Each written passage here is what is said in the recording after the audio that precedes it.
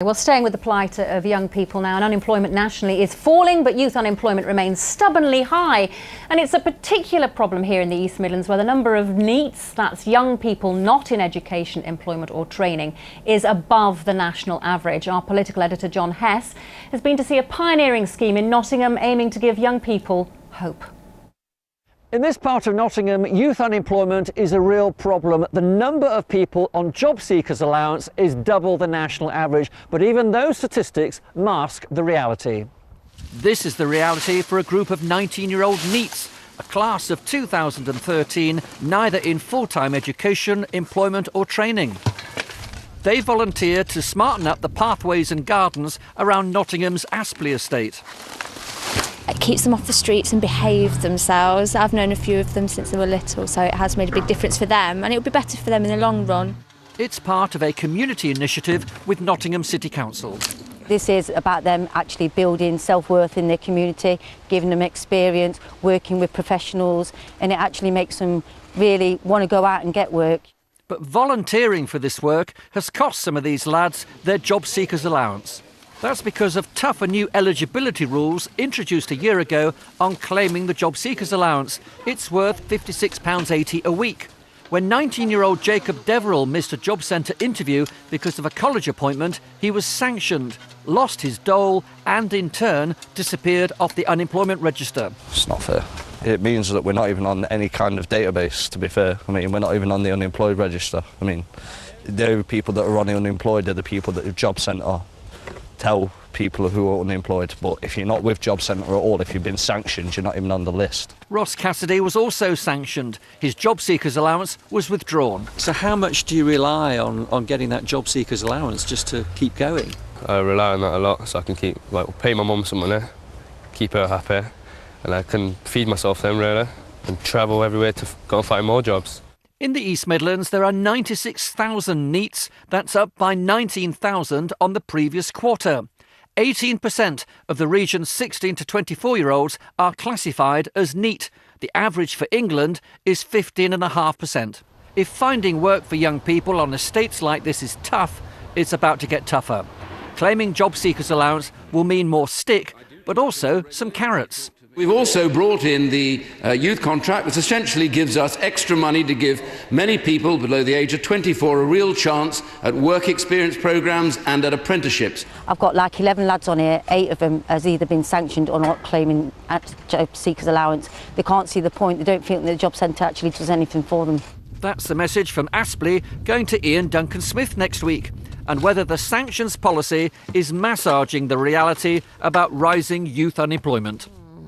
And let's take that last point first, if we can, Nikki Morgan. A lot of people on that scheme feel that they've dropped off this list and they don't actually appear in the official unemployment figures. Is that right?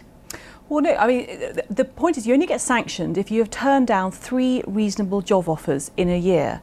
So the point is, what job offers had those young people been offered? What opportunities? Well, one of them and said why he just had to go to college, and that's why he missed his appointment. Yeah, but I find one. That's one. But job seekers allowance, the whole point of making job seekers allowance is you say you are ready and willing to work.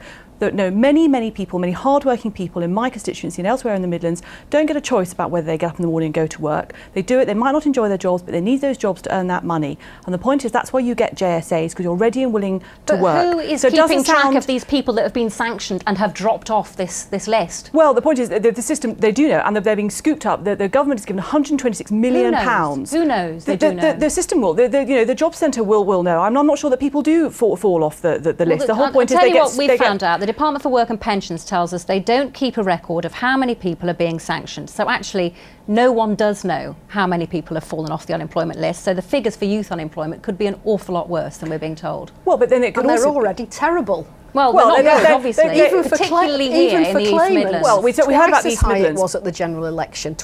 More than twice as many young people on JSA. Do you see what I'm saying, Nikki? If no one's keeping track of this, how do we know?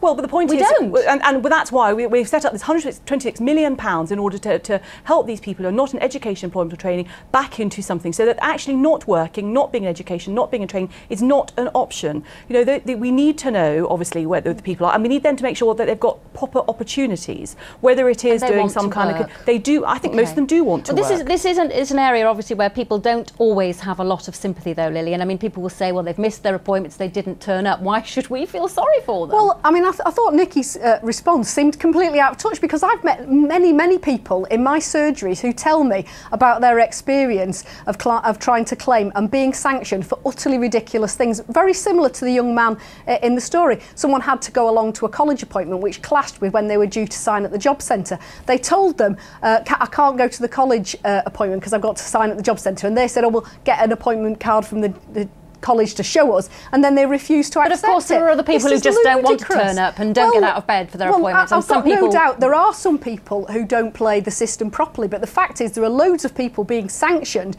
who are just trying to do the right thing. I mean, that young man clearly wanted to get a job. What we really need is proper action to get these young people into work. That's why Labour's calling for a jobs guarantee.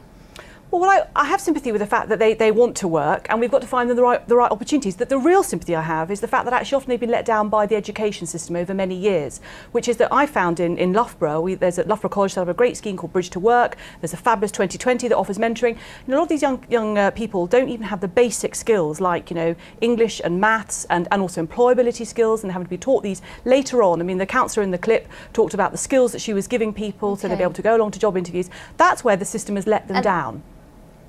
They need help, though, don't they? And this week, the government's own advisory body on youth unemployment, the Social Mobility and Child Poverty Commission, has said that your youth contract isn't working. It's not doing the job that you thought it would.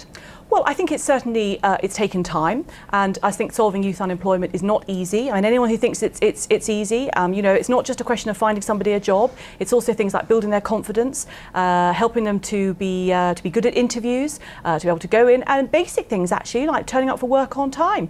Actually things that the rest of us probably take for granted, which actually often people don't have those skills. Youth unemployment did start rising under Labour, but it's gone up under this government, and they just haven't taken action. And you see, in the film, that there are things that can be done, often by small community-led schemes, and yet the government, the way it's set up many of these contracts, is they're just offered to big firms who don't do an effective job, or they put young people into a job for a short period of time, then they lose the job, so that the firms who are taking them on can do it all over again and get the subsidy again. The youth contracts fail. We should be looking at schemes like Carol's here in Aspley and saying, what can we learn from that?